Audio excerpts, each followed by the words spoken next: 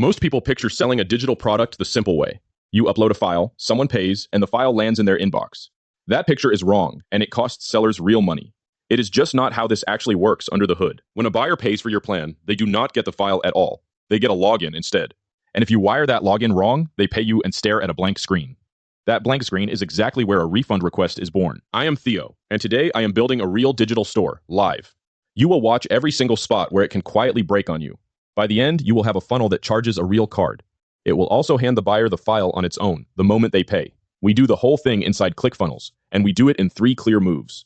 First, we build the product as a standalone object. Then we wire the delivery so it actually reaches a real human being. Then we hook the whole thing to a checkout that takes money. Most guides out there only ever show you that first move. They quietly leave you guessing why nobody got their download. We are going to do all 3 today, in the right order. This is not theory, and it is not a feature tour.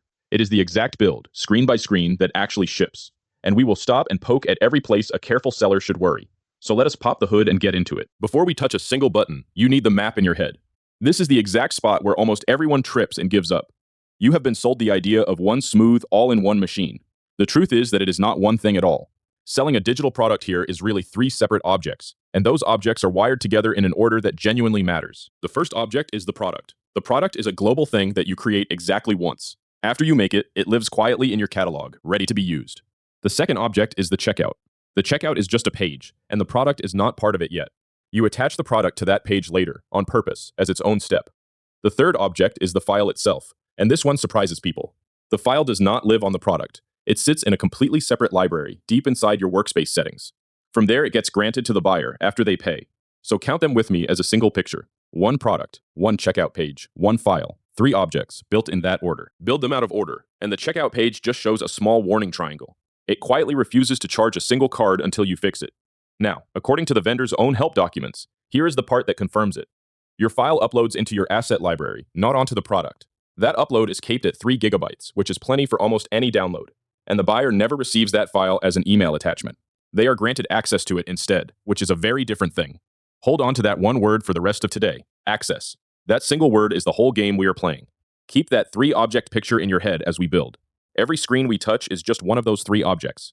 When you see them as separate, the order finally makes sense. Now let us look hard at the line the marketing leans on: instant delivery. It sounds like the file simply appears in the buyer's inbox by magic. It absolutely does not, and you need to see why. So let me trace what instant actually means under the hood, one piece at a time. A buyer pays, and that single payment triggers a grant. The grant is the thing that flips access on for that one buyer. Then the system fires off a no-reply email to them. But that email does not carry the file inside it at all. It only carries a short message telling the buyer to go log in. So the buyer has to log into a portal called the Customer Center. Once inside, they open their downloads area to find the file. And only at that point do they finally have the thing they paid for. Read that whole flow back to yourself slowly. Instant delivery is really just a login that the buyer has to act on. And here is the quiet failure mode that catches sellers off guard. Without a connected mail service, that email ships from a shared no-reply address. According to the vendor's own help documents, that is exactly what happens. That kind of sender is the one most likely to drop straight into spam. So the buyer never even sees the message telling them to log in. The money moved, but the file never reached a single human being. That gap right there is the entire reason we are doing this. The job today is not to build a pretty-looking checkout. The job is making sure the cache and the file both actually move. Once you know which switches to flip, this tool closes that gap cleanly. And there are exactly 3 switches that matter the most: the visibility toggle, the access grant, and the live mode flip.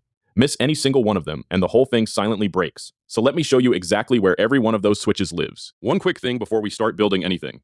If you want to build this alongside me, the link is down in the description. It is stackinspectors.com/ClickFunnels. Let me tell you exactly what that link gets you, with 0 spin. It opens 14 full days of access, completely free, up front. This is not some stripped-down sample with the good parts locked away. It is the real thing, every single feature we are about to use. So you can wire up a real product with your own offer before you ever pay a cent.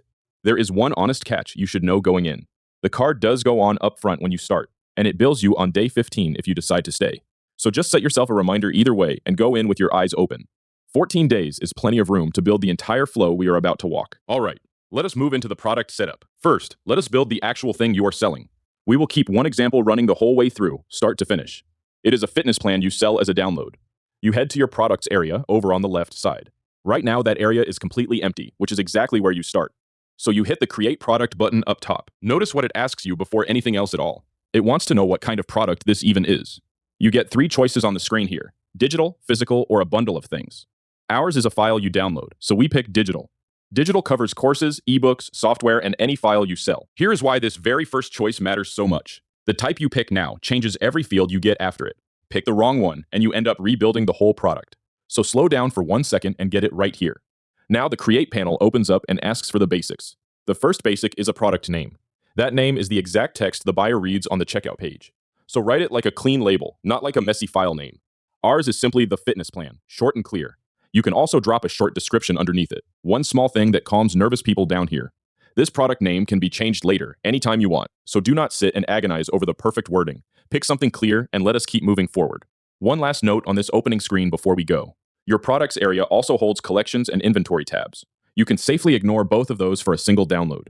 We only care about that Create button today. Now we hit the part that decides how you actually get paid. It is the price type, and there is a catch hiding in it. Here's the thing that trips so many new sellers up. The price lives on the product, not on the checkout page. You set it once, right here, and it travels with the product. You get 3 price types to choose between. The first is one time, for a flat single purchase like our plan. The second is a subscription, if you charge the buyer every month. The third is a payment plan, if you split a bigger price into parts. We are charging $99 one single time. So we pick the one-time option and type in the amount. And here's why setting it on the product is the smart move. A single checkout can only show one one-time price and one subscription price per version. So you want to decide the shape of your pricing right now. That way you are not fighting the checkout for it later. You set the amount, and just like that, the product object exists. But look very closely at what we have here. This is still not a funnel, and it cannot take money yet. It is a standalone object sitting quietly in your catalog. So we open the full editor to see everything on one long screen. You can see the name, the image slot, and the price marked active. This is the moment where most people make their big mistake. They set all of this, feel finished, and walk away. They are not even close to finished. The delivery is still completely switched off. Right now, this product would take a payment and deliver nothing. That is the most expensive kind of half-built thing. So let me show you the 2 switches that actually turn it on. Now we reach the part that decides if anyone ever receives what they bought. We are still inside the same product editor as before. Look over at the panel on the right side of the screen. It is called Sales Channel Visibility, and it holds 2 toggles. The first toggle is your online store, which we can ignore today. The second toggle is the one that matters, the Customer Center. Read that second one slowly and let it sink in. The Customer Center is the buyer's own private portal. It is the exact place they log into right after they pay you. Now look at the small warning triangle sitting next to the panel. That little triangle is the tool quietly telling you something is off. And here's the catch. Both of these toggles are off by default. Off. So picture the trap that this sets for you. A buyer pays, gets the email, and logs in. And the shelf in front of them is completely empty. Nothing is there for them at all. They paid real money, and they see absolutely nothing. That single toggle is the gap between a delivered product and an angry refund. So you simply flip the Customer Center toggle on. One switch, and it is done. Now the product is at least allowed to appear in the portal. But appearing is still not the same thing as delivering. So keep scrolling down to a panel called Purchase Actions. This is the real delivery switch, the one that does the work. This is where you grant the buyer something the very instant they pay. You get 3 kinds of grant to choose from here. The first is Digital Asset Access, which is for a file like ours. The second is Course Access, which is for a set of lessons. The third is Community Access, which is for a private group. We are selling a single file, so we open Digital Asset Access. Then we point it at the upload sitting in our asset library. That file lives under My Assets, inside your workspace settings. And remember, that upload is caped at 3 gigabytes. Here is why this grant is the real switch, not the toggle. The buyer never gets your file as an attachment in any email.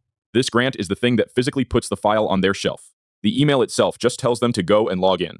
So if your emails land in spam, your delivery is quietly dead.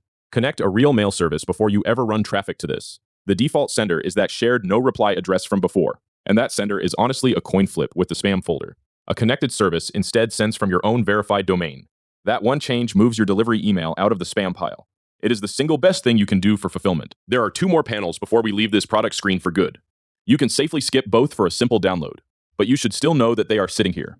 The first panel is Variants, and you turn it on for options. You use it when one product has several versions of itself. Think different durations, sizes, or tiers of the very same plan. You name the option, and then you list the values underneath it.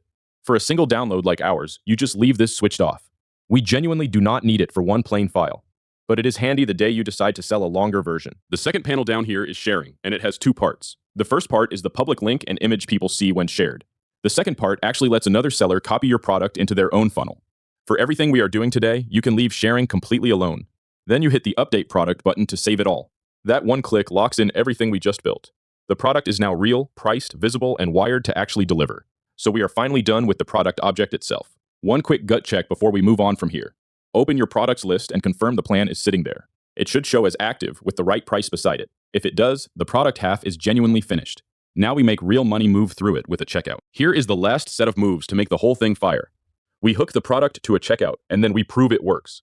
So on your order page, you click to add a product. A picker window opens up in front of you. It says choose an existing product right at the top. You browse through your catalog inside that picker.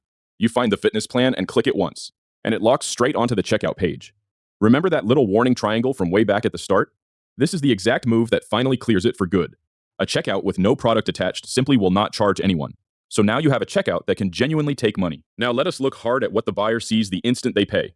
This is the order confirmation page they land on. It thanks them warmly for placing the order. And here is the one line on it that matters more than anything. It reads, "Access your purchase here," in plain text. That single line is the doorway into the Customer Center portal. That is precisely where the granted file is sitting and waiting for them. If that doorway is dead, then your whole delivery is dead too. And it does not matter one bit how clean the checkout looked. So you always test this page yourself before sending a single buyer to it. There is one more screen worth a quick glance here. The order form itself, where the buyer types in their card. Make sure your product shows up on it with the right price. A blank or wrong price there means the attach did not tape. Now the switch that quietly costs people their entire first week of sales. You open up the funnel settings to find it. The first thing waiting here is the name, the domain, and the page path. That part is just the web address your funnel actually lives at. Below all of that sits a box labeled Setup Payments. You complete that setup so the funnel can accept any cards at all. But here is the real trap that catches almost everyone. Just below that box is a toggle called Live Mode. Read the small line of text sitting right under it. It plainly says your funnel will process real payments. Until you flip Live Mode on, the funnel stays in test mode. And in test mode, real cards will simply never charge. So you will watch traffic come to your page and leave again. And you will sit there wondering why on earth nothing is landing. So you finish the payment setup completely and properly first. Then, and only then, you flip Live Mode on. There are also style and code panels down here, which you can safely leave alone. Then you hit the Update Funnel button to save the whole thing. Only now is this funnel truly ready to handle real money. So the rule worth keeping is honestly very simple. Build and test everything while you are still in test mode. Then flip Live Mode last, right before you point real traffic at it. Flip it on too early, and you can no longer place test orders. Flip it on too late, and you quietly lose every early sale. One more habit worth building right here.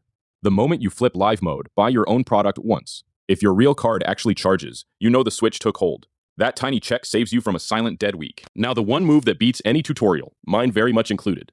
You place one real test order on yourself, end to end. Then you confirm that it actually registered in the system.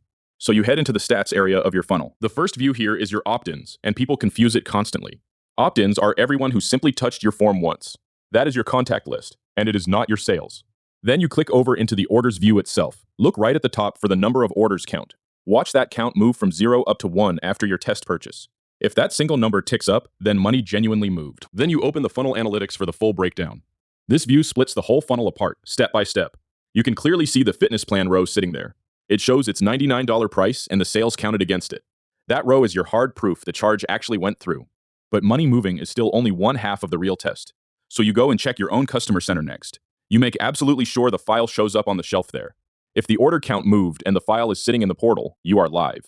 That one small test order tells you more than any guide ever could. And run this test from a fresh browser window if you can. Log in as the buyer would, not as the seller. That is the only way you see what they actually see. A clean window shows you the true buyer experience. If you remember only one thing from all of today, please make it this. Selling a digital product and delivering it are two completely different builds. Most people in your shoes only ever do the first one. You just did both of them in the right order. So here's the entire flow we walked in a single breath. You built the product as its own standalone object first. You flipped the customer center toggle on so it can appear. You granted digital asset access so the file actually lands. You attached that product to a real working checkout. And you turned test mode off before sending anyone real traffic. That right there is a store that sells and delivers while you sleep. So here is your move for tonight, and keep it deliberately small. Please do not try to build your entire catalog all at once. Just pick one. Pick the single digital thing you would honestly sell first. It might be a plan, a template, or one ebook. Build just that one product all the way through to the end. Then place one test order on yourself and actually watch it land. The link is in the description if you want to build right alongside me. It is stackinspectors.com/ClickFunnels. The 14-day trial gives you full access to wire up that one product. That first successful test order is the moment you will know it is real, so go and build it.